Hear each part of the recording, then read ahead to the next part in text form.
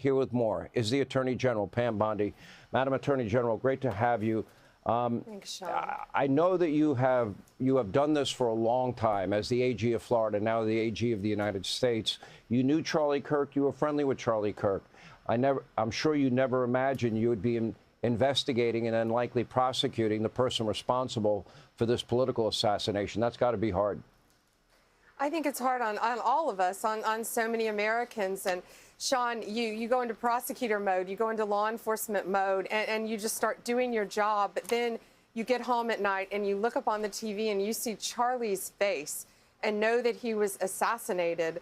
It's truly hard to believe that this happened and that there could be such hate and evil in our country to a young father, a young husband who lost.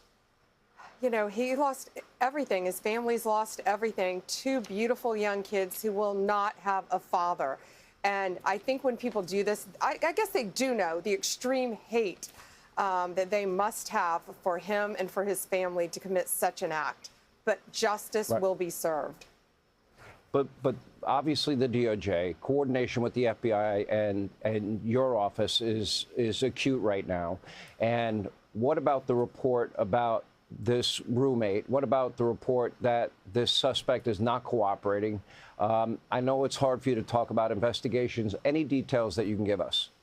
Yeah, I can't talk about details at all. What I can talk about that's public is that the FBI worked long and hard from day one, got this case solved. It was great police work. They worked hand in hand with the local agencies, and then they gave the gun to ATF. ATF got the DNA off the firearm, and the DNA matched the defendant in this case.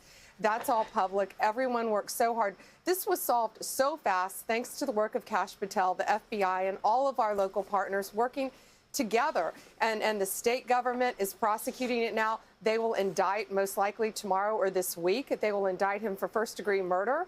And it's too soon right now legally to say, but I think the governor has said that they want to seek the death penalty, which is very real in Utah. And they still have the firing squad in Utah. And then we, as federal prosecutors, will look to see if we have federal charges as well. And of course, if we do, we will also indict and work hand in hand with the state to ensure that this horrible human being faces the maximum extent of the law. Is there anything you can tell us about the would-be assassin's transgender roommate, not charged, whose name has not been released, according to accounts, was in a romantic relationship, transitioning? Anything that we know? Is that cooperation ongoing? Yeah, as a prosecutor, I can't talk about motives or witnesses or cooperating witnesses or people who are talking at all, but I can tell you that there is a strong case against the defendant who is charged, and as Deputy Director Bongino said, it's ongoing as well.